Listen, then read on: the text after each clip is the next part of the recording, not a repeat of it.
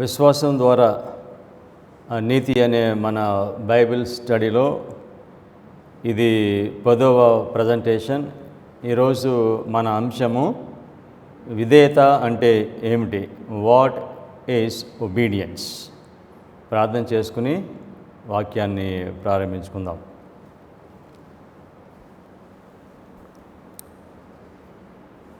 ప్రేమ కలిగిన మా పరలోకపు తండ్రి, మీ లేఖనములను మేము అర్థం చేసుకోవడానికి, వాటిని బోధించడానికి మీరు మాకు ఈ ఆధిక్యతను అనుగ్రహించారు ప్రభువా. మిమ్మల్ని ప్రేమించటము అంటే మీకు విధేయులుగా జీవించటము అని మీ పరిశుద్ధ గ్రంథము మాకు చాలా స్పష్టంగా తెలియచేస్తుంది. ఈరోజు విధేయత అంటే ఏమిటి అనే అంశాన్ని మేము చదువుకుంటున్నాము. వాక్యాన్ని బోధిస్తున్న నాకు, వాక్యాన్ని వినిచిన మీ ప్రజలకు విధేయత అనగా ఏమిటో అవగాహన చేసుకోవడానికి మీ పరిశుద్ధాత్మ శక్తిని మీరు మాకు అనుగ్రహించండి. ఎవరైతే మీకు విధేయులుగా జీవిస్తారో వాళ్ళు మీరు పరిశుద్ధపరుస్తారు తండ్రి. వారికి మీ స్వభావాన్ని ఇస్తారు మా ప్రభువా. అందుచేత ఇది ప్రాముఖ్యమైన అంశము కనుక వాక్యం బోధిస్తున్న నాకు, వాక్యం వినిచిన మీ ప్రజలకు మీ పరిశుద్ధాత్మను అనుగ్రహించి మీ మహిమ కోరిక మమ్మల్ని నడిపించుకోనమని యేసుక్రీస్తు నామములో ప్రార్థన చేయించున్నాం తండ్రి, ఆమేన్. విశ్వాసం ద్వారా నీతి అనే వర్తమానంలో మనుషులను కలవరు పెట్టే అంశము విధేయత. విధేయత అని చెప్పగానే కొంతమంది మనుషులు వారు ఉలికి పడతారు. విశ్వాసం ద్వారా నీతి అనే ఈ వర్తమానము బోధించే వారిలో కొంతమంది మనుషులు ఏమనుకుంటున్నారంటే విధేయతను తక్కువ చేసి మాట్లాడాలని అనుకుంటున్నారు. విధేయత చూపించటము అది సాధ్యం కాదు అని చెప్పాలని కొంతమంది బోధకులు ఆ విధంగా అనుకుంటున్నారు.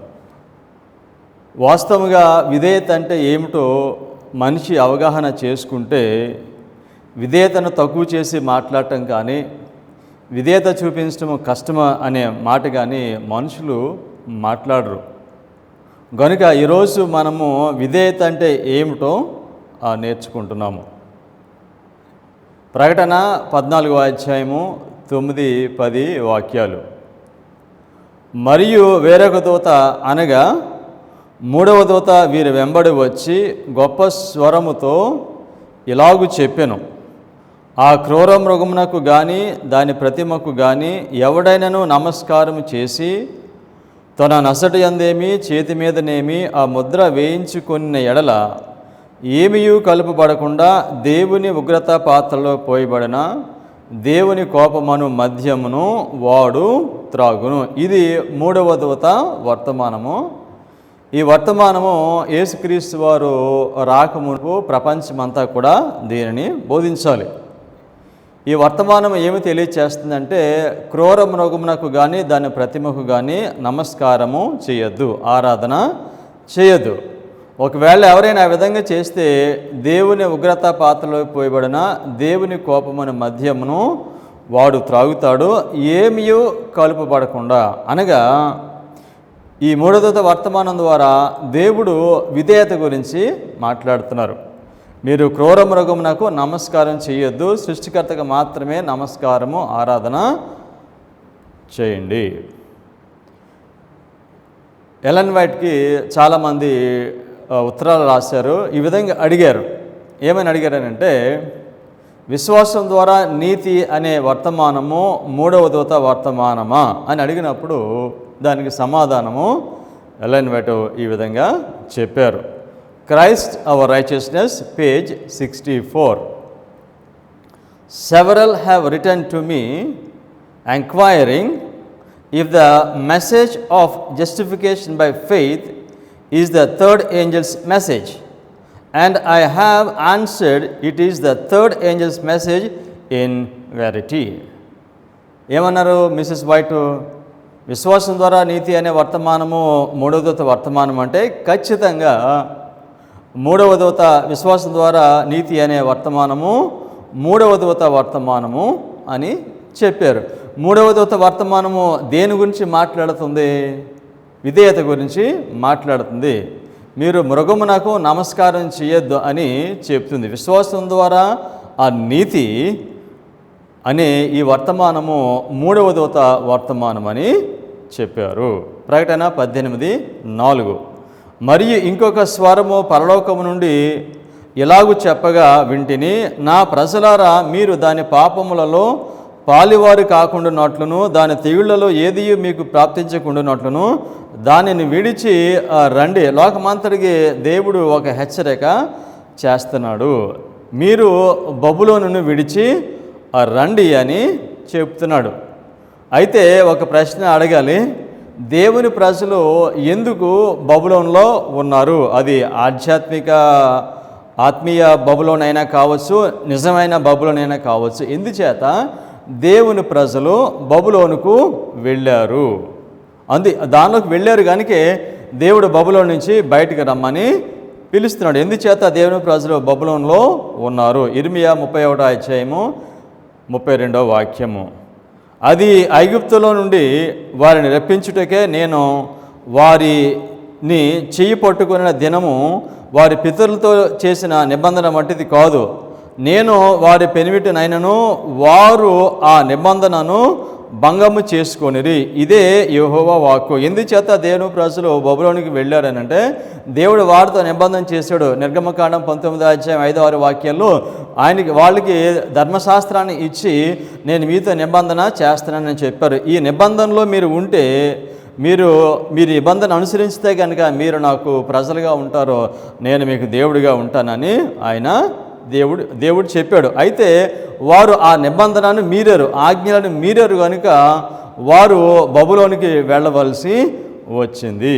విధేయత అంటే ఏమిటో అర్థం చేసుకోవాలనంటే మనిషి ప్రాముఖ్యంగా అవగాహన చేసుకోవాల్సింది యజమానునికి దాసునికి మధ్య ఉన్న బంధాన్ని లేకపోతే సంబంధాన్ని అర్థం చేసుకోవాలి. వారు బబులోనులోనికి వెళ్ళటానికి కారణం ఏమిటంటే దేవుడు వారితో చేసిన నిబంధనను మీరారు. అనగా వారు అవిధేయత వలన వారు బబులోనుకు వెళ్ళారు. అంటే వారు నిజమైన యజమానిని విడిచిపెట్టి వారు వేరే యజమాని క్రిందకి వారు వెళ్ళారు. అందుచేత వారు బబులోనికి వెళ్ళవలసి వచ్చింది. సో కనుక ఈరోజు విధేయత అంటే ఏమిటో మనం నేర్చుకుంటున్నామో, విధేయత అంటే ఏమిటో మనకు అవగాహన కావాలంటే యజమానునికి దాసునికి మధ్య ఉన్న సంబంధాన్ని మనము అర్థం చేసుకోవాలి. పౌలు పదే మాట రాస్తాడు, నేను దాసుడను అని చెప్తాడు. మన యజమానుడు దేవుడు, మనము ఆయనకి దాసులము. కనుక యజమానునికి దాసునికి ఉన్న ఈ సంబంధాన్ని మనము తెలుసుకోవాలి.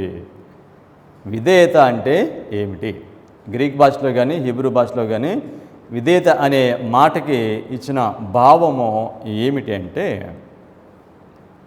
విధేయత అంటే ఒకని చేత పరిపాలన చేయబడటము, ఒకరి చేత అదుపు చేయబడటము, ఒకని చేత నిర్బంధించబడటము, ఒకని అధికారమునకు లోబడి ఉండటము. సాధారణంగా ఒక మనిషికి ఒకని చేత పరిపాలన చేయబడటం ఇష్టం ఉండదు. ఎక్కువ మంది మనుషులకి నిర్బంధించబడటము ఇష్టం ఉండదు.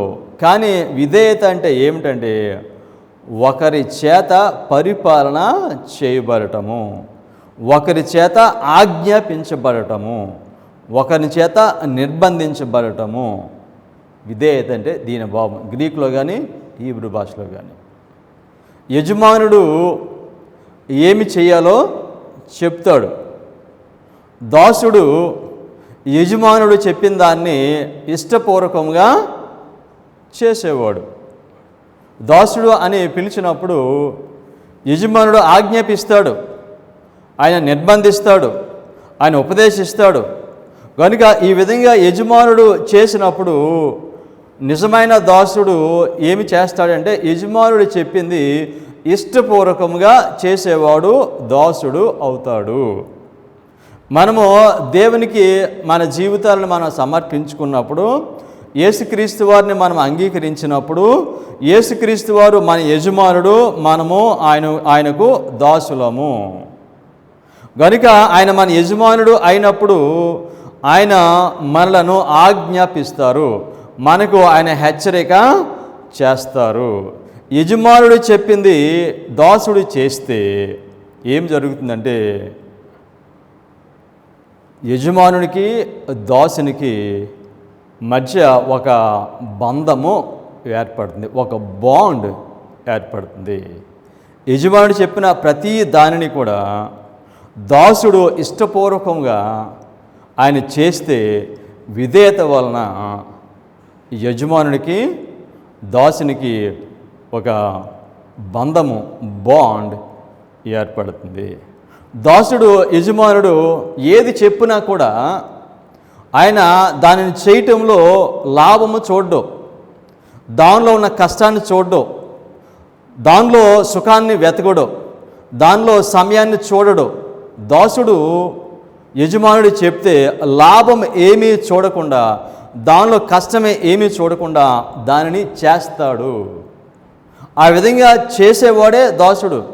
ఆ విధంగా నేను దాసుడిగా ఉంటానని దేవునితో మనం చెప్పినప్పుడు, మనం దేవుడిని అందు విశ్వాసం ఉంచినప్పుడు, ఆయన రక్షకుడిగా అంగీకరించినప్పుడు ప్రతి మనిషి చెప్పేది ఏమిటంటే, నేను నీకు దాసుడిగా ఉంటాను, నువ్వు ఏది చెప్పినా కూడా నేను ఇష్టపూర్వకముగా చేస్తాను, దానిలో ఎటువంటి లాభమో చూడను, దానిలో ఎంత కష్టం ఉందో నేను చూడను. ఈ విధంగా దాసుడు యజమానుడికి విధేయత చూపిస్తే వారి మధ్యన ఏర్పడే ఈ బంధము ఎంత అమూల్యమైనదో. బాండ్ ఏర్పడుతుందండి యజమానునికి దాసునికి. పౌలు దీని గురించి మాట్లాడుతున్నాడు. రోమీలకు 6వ అధ్యాయము 16వ వాక్యము. లోబడుటకు దేనికి మిమ్మును మీరు దాసులుగా అప్పగించుకొందురో అది చావు నిమిత్తముగా పాపమునకే గాని, నీతి నిమిత్తముగా విధేయతకే గాని మీరు దేనికి మీరు లోబడుదురో దానికే దాసులగుదురని మీరు ఎరుగురా. మీరు దేనికి లోబడతారో దానికి మీరు దాసులు. మీరు దేనికి లోబడతారో అది మీకు యజమానుడు అవుతాడు. సో కనుక మీరు దేనినైతే చేస్తారో, మీరు అపవాదికి లోబడితే అపవాది మీ యజమానుడు అవుతాడు, మీరు వాడికి దాసుడు అవుతారు. దేవుడు చెప్పింది మనం చేస్తే మనము దేవునికి మనం దాసులము అవుతాము, ఆయన మన యజమానుడు అవుతాము. ఎవరికి లోబడితే వారికి మనము దాసులము అవుతాము, అతను మనకి యజమానుడు అవుతాడు. పాపము నాకు లోబడితే పాపము మనకి యజమానుడు, ఆయనకి మనము దాసులము. ఆ దేవునికి లోబడితే మనం దేవునికి దాసులము, ఆయన మన యజమానుడు. మనము ఎవరికి లోబడతామో వారికి మనము వారి ఆస్తి అవుతాము. మనము దేవునికి లోబడితే మనము గాడ్స్ ప్రాపర్టీ అవుతాము. మనం ఎవరికి లోబడితే మనము వారి వలె అవుతాము, ఆ వ్యక్తి ఆ మనిషి వలె మనము అవుతాము. నువ్వు దేవునికి లోబడితే నువ్వు దేవుని వలె అవుతావు, దేవుని స్వభావము నీకు వస్తుంది. అప్పుడు విధేయతను ఏమని పిలుస్తాము? మనము ఎవరికి లోబడితే వారి స్వభావం మనకి వస్తుంది. దేవునికి విధేయత చూపించడం వల్ల ఏం జరుగుతుందంటే ఆయన స్వభావము మనకి వస్తుంది. ఈ విధంగా విధేయత చూపించినప్పుడు ఆయన స్వభావం మనకు వస్తే విధేయతను ఏమని పిలుస్తారు? అప్పుడు విధేయతను నీతి అని పిలుస్తారు. ఎందుకంటే మనం ఎవరికైతే దాసులుగా ఉన్నామో, లోబడుతున్నామో, ఆయన నీతిమంతుడు కనుక ఆయనకు లోబడినప్పుడు విధేయత ఏమవుతుంది? ఆ నీతి అవుతుంది. అందుచేతనే ఆజ్ఞలు ఏమున్నాయి? ఆజ్ఞలు ఏముంది? ఆ నీతి ఉంది. మన దేవుడైన యెహోవా మనకు ఆజ్ఞాపించినట్లు ఆయన సన్నిధిని ఈ సమస్తమైన ఆజ్ఞలను అనుసరించి మనము నడుచుకున్నప్పుడు మనకు నీతి కలుగును. ఈ సమస్తమైన ఆజ్ఞలను అనుసరించి మనము నడుచుకున్నప్పుడు మనకి నీతి కలుగును అని ద్వితీయోపదేశకాండము 6వ అధ్యాయము 25వ వాక్యంలో చెప్తున్నాడు. ఏమిటంటే యజమానుడికి మనం లోబడినప్పుడు ఆయన స్వభావము మనకి వస్తుంది. ఆయన స్వభావము, ఆయన గుణశీలత ఏమిటంటే ఆ నీతి. సో కనుక అందుకని మిస్సెస్ వైట్ని అడిగారు, విశ్వాసం ద్వారా నీతి అనే వర్తమానము మూడవ దూత వర్తమానం అంటే అవును, అది మూడవ దూత వర్తమానం అని చెప్పారు. క్రీస్తుని అంగీకరించినప్పుడు దాసుడిగా ఉండటానికి మనము సమ్మతిస్తున్నాము. మనం దాసుడిగా ఉండటానికి సమ్మతిస్తున్నామనడానికి ఒక ఉపమానం చెప్పారు. తప్పిపోయిన కుమారుడు వెళ్ళిపోయి ఆయన తిరిగి తండ్రి దగ్గరికి వచ్చినప్పుడు ఆయన అంటాడు, నేను నీకు దాసునిగా ఉంటాను, పనివానిలో ఒక వానిగా నేను ఉంటాను. ప్రతి మనిషి కూడా యేసుక్రీస్తు వారిని అంగీకరించినప్పుడు, ప్రభువా నేను నీకు దాసుడిగా ఉంటాను. ఈ విధంగా ఒక మనిషి ఒక యజమానుని ఎన్నుకున్న తర్వాత, అతను మంచి యజమానుడు అయినా అయి ఉండొచ్చు, చెడ్డ యజమానుడైనా అయి ఉండొచ్చు అనుకుందాం. ఒకవేళ నువ్వు ఒక యజమాని ఎన్నుకున్న తర్వాత ఆ యజమానిని విడిచిపెట్టేసే స్వేచ్ఛ దేవుడు మనిషికి ఇచ్చాడా? లేకపోతే ఒక యజమాని ఎన్నుకుంటే ఇక అదే ఫైనలా? సో మనం ఒక యజమాని ఎన్నుకున్న తర్వాత ఆ యజమాని దగ్గర మనం ఇష్టమైతే ఉండొచ్చు, ఇష్టం లేకపోతే వెళ్ళిపోవచ్చు. దేవుడు స్వేచ్ఛ ఇచ్చాడు, మనకి ఎన్నుకునే స్వేచ్ఛ మనకి ఇచ్చాడు. ఒకసారి ఒక యజమాని ఎన్నుకున్న తర్వాత నువ్వు ఇక్కడే ఉండాలి అని దేవుడు కానీ లేకపోతే వేరే వాళ్ళు కానీ బంధించేసి దేవుడు అలా ఉంచడు ఆ మనిషిని, అతన్ని. సో కనుక ఎన్నుకునే స్వేచ్ఛ ఇచ్చాడు. ఒకవేళ చెడ్డ యజమాని ఎన్నుకుంటే నువ్వు మళ్ళీ మంచి యజమాని ఎన్నుకోవచ్చు. ఒకవేళ నువ్వు మంచి యజమాని ఎన్నుకుంటే నీకు ఇష్టం లేకపోతే మళ్ళీ వేరే యజమాని నువ్వు ఎన్నుకోవచ్చు. ఎన్నుకునే స్వేచ్ఛ దేవుడు ఇచ్చాడు. ఒకవేళ ఎన్నుకునే స్వేచ్ఛ లేకపోతే ఆ రక్షణ లేదండి, ఆ రక్షణకి అర్థం లేదు. క్రైస్తత్వము అది ఒక ఎగతాళి అయిపోతుంది. సో కనుక ఈ క్రైస్తవ జీవితంలో ఎన్నుకునే స్వేచ్ఛ దేవుడు నీకు ఇచ్చాడు. కనుక నువ్వు ఒకసారి ఒక యజమాని ఎన్నుకున్న తర్వాత ఆ యజమాని నీకు నచ్చకపోతే నువ్వు వేరే యజమాని నువ్వు ఎన్నుకోవచ్చు. అయితే మనిషి తన హృదయాన్ని మార్చుకోలేడు, కానీ ఎవరికి లోబడాలో అతని ఎంపిక చేసుకోవచ్చు. క్రైస్తవ జీవితంలో సమస్తము ఎంపిక మీదే ఆధారపడి ఉంది. దేవుడు మనిషికి ఎంపిక చేసుకునే అవకాశాన్ని, స్వేచ్ఛను దేవుడు మానవునికి ఇచ్చాడు. దేవుడు ప్రేమతో ఆహ్వానిస్తాడు. ఆయన దగ్గరికి వచ్చిన తర్వాత నీకు యజమానుడు నచ్చకపోతే నువ్వు వేరే యజమాని ఎన్నుకుంటానంటే దేవుడు నిన్ను ఆటంకపరచడు. Steps to Christ, page 47. The power of choice God has given to men, it is theirs to exercise. You cannot change your heart. You cannot of yourself give to God its affections, but you can choose to serve Him. You can give Him your will. He will then work in you to will and to do according to His good pleasure. నీ హృదయాన్ని నువ్వు మార్చుకోలేవు, కానీ నీవు ఎంపిక చేసుకోవచ్చు, నేను ఆయన చిత్తాన్ని చేస్తానని. ఈ విధంగా మనం ఎంపిక చేసుకుంటే దేవుడు మనల్ని ఆయన చిత్తానుసారంగా నడిపించుకుంటాడు. దేవుని చిత్తము చేయడానికి మనిషి ఎన్నుకున్నప్పుడు పరిశుద్ధ గ్రంథంలో మనం చూస్తాము, ఒక మనిషి దేవుని చిత్తము చేయడానికి ఎంపిక చేసుకున్నప్పుడు ఆ ఎంపికను దేవుడు చాలా విలువైనదిగా ఎంచుతాడు. ప్రభా, నేను నీకు దాసుడిగా ఉండటానికి నేను ఎంపిక చేసుకుంటున్నాను అనే దాన్ని పరలోకము చాలా గౌరవిస్తుంది. ఎవరైనా దాన్ని అడ్డుకుంటే దేవుడు ఆయన స్పందిస్తాడు. దానియేలు యొక్క స్నేహితులు ఆ విగ్రహమునకు నమస్కారము చేయరు. దేవుని చిత్తము విగ్రహములకు నమస్కారం చేయకుండా ఉండటము, వారు దేవుని చిత్తము చేయటానికి వారు తీర్మానం చేసుకున్నప్పుడు దాన్ని రాజు ఆటంకపరుస్తూ ఉంటే దేవుడు కలుగు చేసుకున్నాడు. ఈ విధంగా ఒక మనిషి దేవుని చిత్తము చేయటానికి తీర్మానం చేసుకుంటే ఎన్ని ఆటంకాలు వచ్చినా దేవుడు వారి విషయంలో కలుగు చేసుకుంటాడు. కనుక దేవుని చిత్తం చేయటానికి అనేకమైన ఆటంకాలు ఉంటాయి, కాబట్టి అన్నిటి విషయంలో దేవుడు సమయం వచ్చినప్పుడు కలుగు చేసుకుంటాడు. నీవు దాసుడిగా ఉండటానికి ఎంపిక చేసుకున్నప్పుడు, బాగా వినండి, నీవు దాసుడిగా ఉండటానికి ఎంపిక చేసుకున్నప్పుడు నీ యజమానుడు అయిన దేవుడు నువ్వేమి చేయాలో చెప్తాడు, నీకు ఆజ్ఞాపిస్తాడు, నీకు హెచ్చరిక చేస్తాడు. ఎందుకు? నువ్వు ఎంపిక చేసుకున్నావు ఆయనకి దాసుడిగా ఉండటానికి.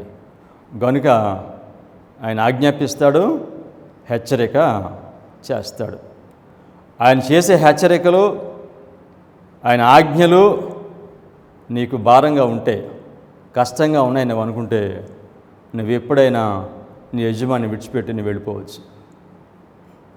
నేను విధేయతగా ఉంటావు, నాకు యజమాని దగ్గర కష్టంగా ఉంది, యజమానుడు కష్టమైన పనులు చెప్తున్నాడు, ఈ ఆజ్ఞలు భారంగా ఉన్నాయి అని నువ్వు తవలిస్తే ఆ యజమాని విడిచిపెట్టి నువ్వు ఎప్పుడైనా వెళ్ళిపోవచ్చు. నీకు ఆ స్వేచ్ఛ ఇచ్చాడు దేవుడు. నేను నిర్బంధించడం లేదు, నువ్వు ఇక్కడే ఉండాలి, నా దగ్గర ఉండాలని.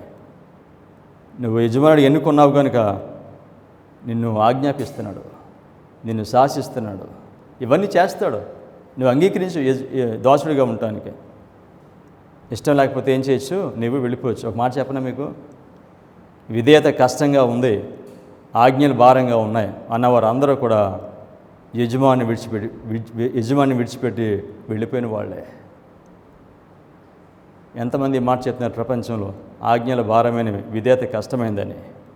దాసుడిగా ఎన్నుకున్న తర్వాత మనిషి ఆ మాట చెప్తున్నాడంటే ఆధ్యాత్మికంగా ఆ మనిషి దేవుడిని విడిచిపెట్టి వెళ్ళిపోయిన వాడి క్రిందకి ఆయన వస్తాడు.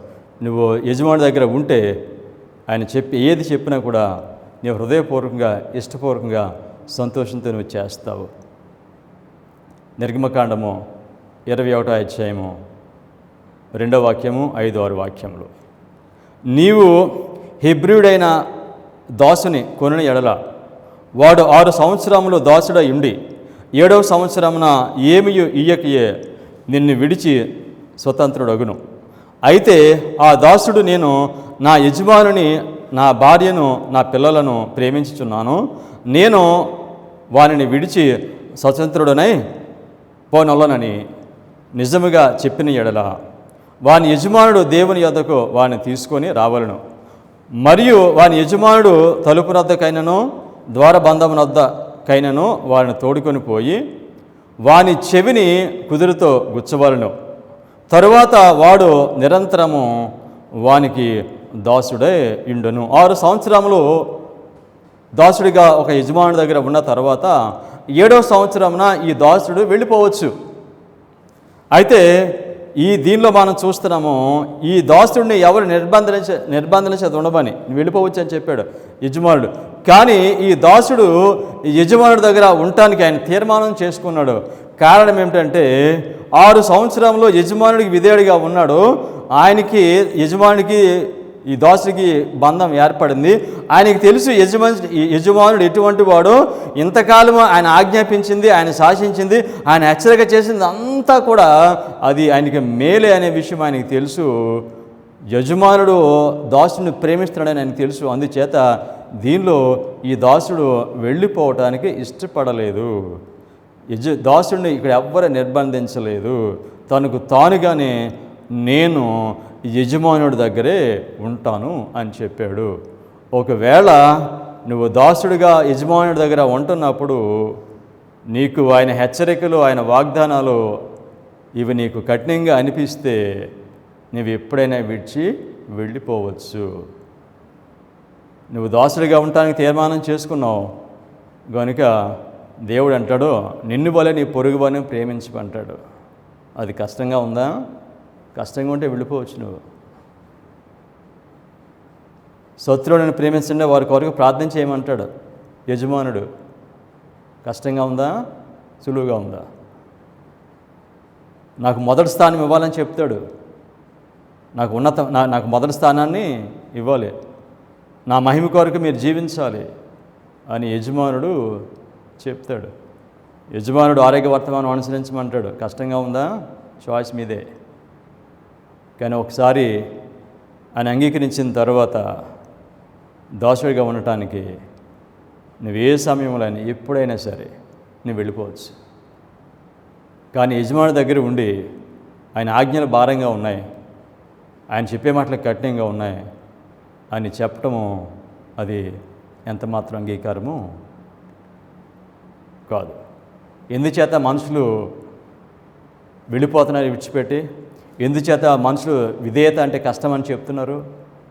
ఎందుచేతనంటే దేవుడు యజమానుడు చెప్పిన మాటలను వారు ఇష్టపూర్వకంగా వారు చేయలేదు కనుక యజమానుడికి దాసుడికి మధ్యన ఆ బంధం, ఆ బాండ్ ఏర్పడలేదు. అందుచేత ఆ బాండ్ ఏర్పడకపోతే మనిషి ఎప్పుడైనా కూడా యజమాని విడిచి వెళ్ళిపోతాడు. గుర్తుపెట్టుకోండి, మనం దేని గురించి చదువుతున్నాం? మనం విశ్వాసం ద్వారా నీతి అనే వర్తమానము, 3వ దూత వర్తమానము. పౌలు దీన్ని క్లారిఫై చేస్తున్నాడు. రోమీలకు 6వ అధ్యాయము 16వ వాక్యం చదివాము, మరలా చదువుదాం. 16, 18 2 వాక్యాలు చదువుదాం. లోబట్టకు దేనికి మిమ్మల్ని మీరు దాసులుగా అప్పగించుకుందరో అది చావు నిమిత్తముగా పాపమునకే కానీ నీతి నిమిత్తముగా విధేయతకే కానీ దేనికి మీరు లోబడదురో దానికే దాసులగుదురని మీరు ఎరుగురా. 18వ వాక్యంలో అన్నాడు, పాపము నుండి విమోచించబడి నీతికి దాసులైరి, ఇందుకు దేవునికి స్తోత్రము. పాపము నుండి విమోచించబడి, దేవుడు మనుషులను పాపము నుంచి విమోచించాడు. నిన్ను ఒక యజమాని నుండి విమోచించాడు. ఒక యజమాని నుంచి విమోచించి, ఆ యజమానుడు పాపమునకు తండ్రి. ఆ యజమాని నుండి దేవుడు నిన్ను విమోచించి నిన్ను ఆయనకి దాసుడిగా ఉండమని పిలుస్తున్నాడు. నిన్ను దాసుడిగా ఉండమని పిలిచే ఆ యజమానుడు ఎవరో తెలుసండి? ఆయన నీతికి రాజు. ఆయన పిలుస్తున్నాడు, నీవు నాకు దాసుడిగా ఉండమని.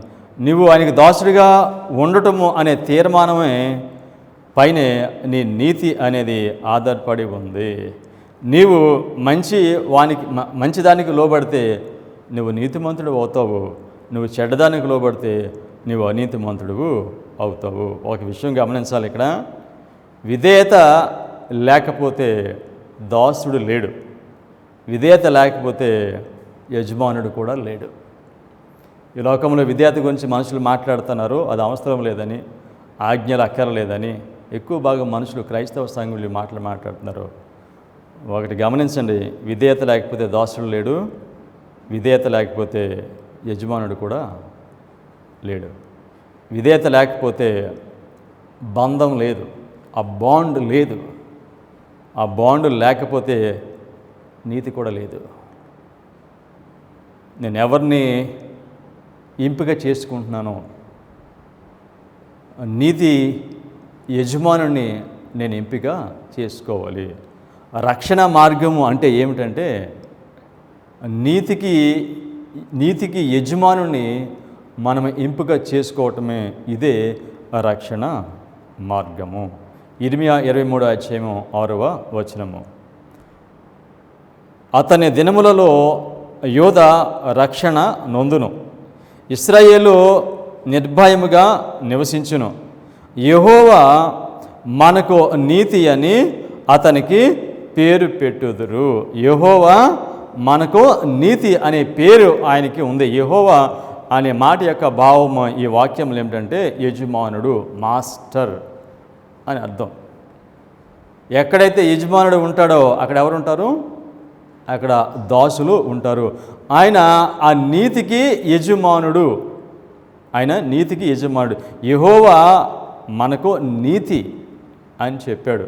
సో అంటే యజమానుడు, యెహోవా అంటే యజమానుడు గనుక నీతికి యజమానుడిని మనం ఎన్నుకుంటే మనం ఏమవుతాము? ఆయన ఆస్తి అవుతాము, నీతిమంతులము అవుతాము. విధేయత ఆజ్ఞలు కష్టంగా ఉన్నాయనుకుంటే మనిషికి దేవుడు స్వేచ్ఛ ఇచ్చాడు. ఆయన యజమాని విడిచిపెట్టి నీవు విడిపోవచ్చు. దీనిలో బలవంతమేమీ లేదు. కానీ యజమానుడి దగ్గర మాత్రం నువ్వు ఉంటే విధేయతను అభినందించాలి, విధేయత గురించి గొప్పగా మాట్లాడాలి, ఆయన ఆజ్ఞల గురించి హెచ్చించి నీవు మాట్లాడాలి. ఆ విధంగా మాట్లాడటానికి నీకు ఇష్టం లేకపోతే, కష్టంగా ఉంటే దేవుడు నువ్వు ఎప్పుడైనా కూడా వెళ్ళిపోవచ్చని నీకు ఆ స్వేచ్ఛను ఇస్తున్నాడు. ఒక మాట ఏమిటంటే, నువ్వు దాసుడిగా ఉండటానికి అంగీకరించి విధేయత కష్టంగా ఉందని చెప్తే నువ్వు యజమానుని అవమానపరుస్తున్నావు. నువ్వు దాసుడిగా ఉండటానికి తీర్మానం చేసుకుని నాకు విధేయత కష్టంగా ఉందని చెప్తే నువ్వు యజమానుని అవమానపరుస్తున్నావు. యజమానుడు చెప్పే మాటలను నువ్వు అబద్ధమని నువ్వు చెప్తున్నావు. హెబ్రీలకు 7:2 ఆ షాలేము రాజును మహోన్నతుడగు దేవుని యాజకుడు నైనా మెల్కీసెదెకు నిరంతరము యాజకుడిగా ఉన్నాడు. అతని పేరుకు మొదట నీతికి రాజనియు తరువాత సమాధానపు రాజనియు అర్థమిచ్చినట్టు షాలేము రాజని అర్థమిచ్చును. మన యజమానుడు ఎవరంట? నీతికి రాజు. ఆయన మన యజమానుడు నీతికి రాజు అయితే ఆ యజమానుని మనం ఎన్నుకోవటము, ఆ యజమానుడికి మనం లోబడటము ఏమవుతుందండి? నీతి అవుతుంది. ఆ నీతి అంటే యజమానునికి లోబడటము. ఆయన ఏది చెప్పినా కూడా దానికి లోబడటము నీతి అవుతుంది. నీతికి రాజును, నీతికి యజమానుని నువ్వు ఎన్నుకుంటే నీవు ఆయన ప్రతి ఆజ్ఞకు ఇష్టపూర్వకంగా లోబడతావు. నీ యజమానుడు నీకు ఆజ్ఞ ఇచ్చినప్పుడు అది నీకు ఎంత లాభము కలుగుతుందో, దానిలో ఎంత కష్టం ఉందో నువ్వు చూడవు. ఎందుకనిగా నువ్వు దాసుడిగా ఉంటానని తీర్మానం చేసుకున్నావు. ఇష్టపూర్వకంగా, హృదయపూర్వకంగా నీవు యజమానుడికి లోబడతావు. దీనిని విధేయత అని పిలుస్తారు. ఎందుచేత దేవునికి దాసుడిగా ఉండటం ఇష్టపడతారు మనుషులు? ఎందుచేతనంటే మన యజమానుడు ఆయన నీతితో పరిపాలన చేస్తాడు. ఆయన చెప్పే ప్రతి మాటలో నీతి, న్యాయము, యథార్థత ఉంటుంది. కొన్నిసార్లు చూడటానికి అది కష్టంగా కనిపిస్తుందేమో, కానీ ఆయన మనలను నీతికి రాజు కనుక ఆయన మనకి చెప్పింది ప్రతి దానిలో నీతి ఉంటుంది కనుక దానిని అనుసరిస్తే ఏమి జరుగుతుందో మనం చూస్తున్నాము. దేవుడు చెప్పేది ప్రతిదీ కూడా నీ మేలు కొరకు, నా మేలు కొరకే ఆయన ఆజ్ఞాపిస్తున్నాడు. ఆయన ప్రతి మాట ప్రకారంగా జీవిస్తే అప్పుడు తెలుస్తుందండి విధేయత యొక్క విలువ ఏమిటో, విధేయత ఏమి మనిషికి ఇస్తుందో. సో కనుక విశ్వాసం ద్వారా నీతి అనే ఈ వర్తమానంలో నేను నీతిమంతుడిని ఎప్పుడు అవుతానంటే, నేను నా యజమానుడికి, నీతికి రాజైన యజమానుడికి నేను ఇష్టపూర్వకంగా నేను లోబడినప్పుడు అది నాకు నీతి అవుతుంది. సో దేవుని యజమానుడిగా అంగీకరిస్తున్నారా? అంగీకరిస్తే ఆయన నిన్ను కంట్రోల్ చేస్తాడు, నిన్ను డామినేట్ చేస్తాడు, నిన్ను కమాండ్ చేస్తాడు. ఇష్టమేనా?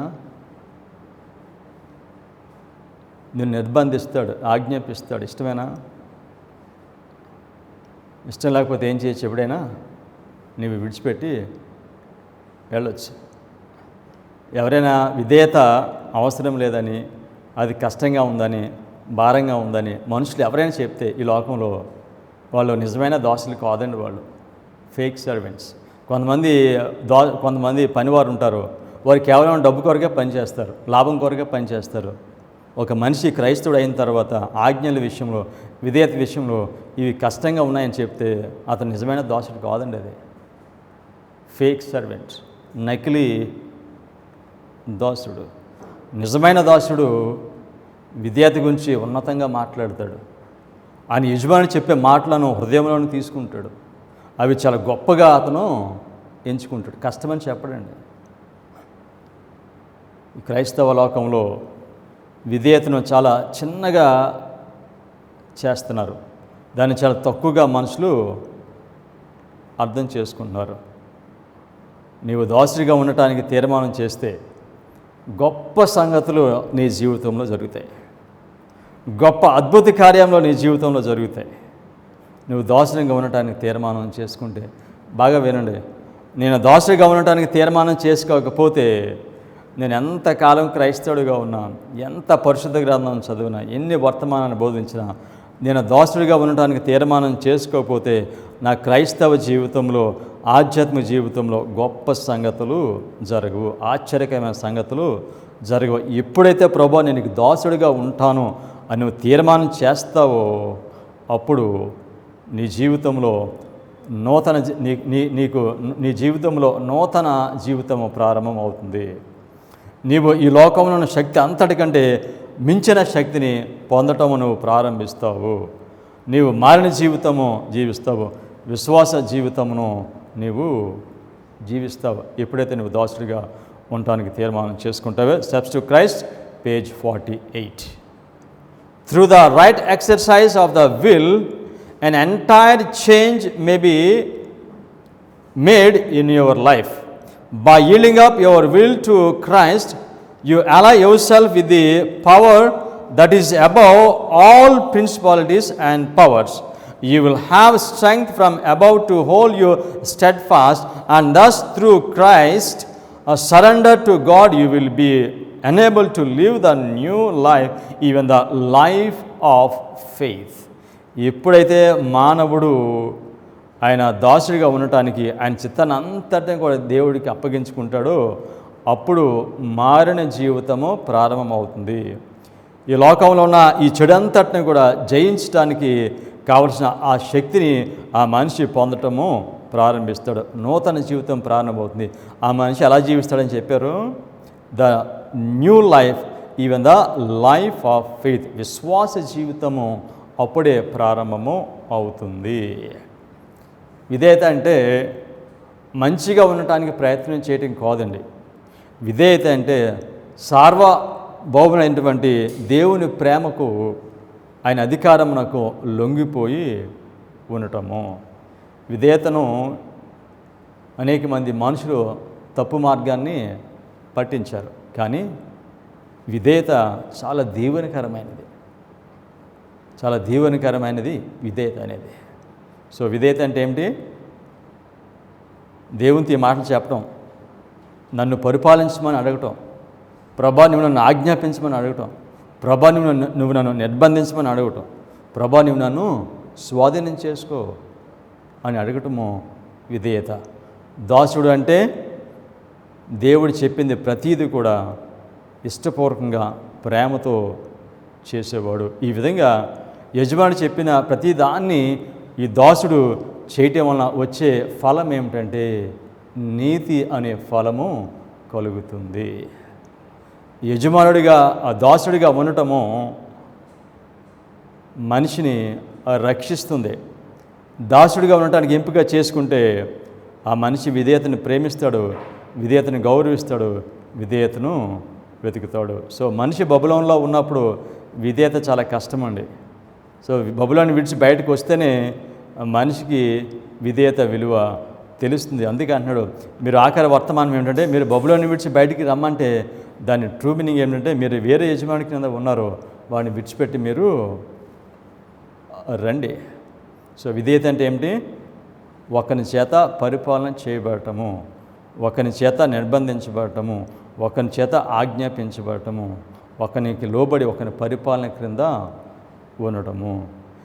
ఎవరైతే దాసులుగా ఉండటానికి ఎంపిక చేసుకుంటారో వారి జీవితంలో విధేయత అనేది చాలా మధురమైన అనుభవంగా మారిపోతుంది.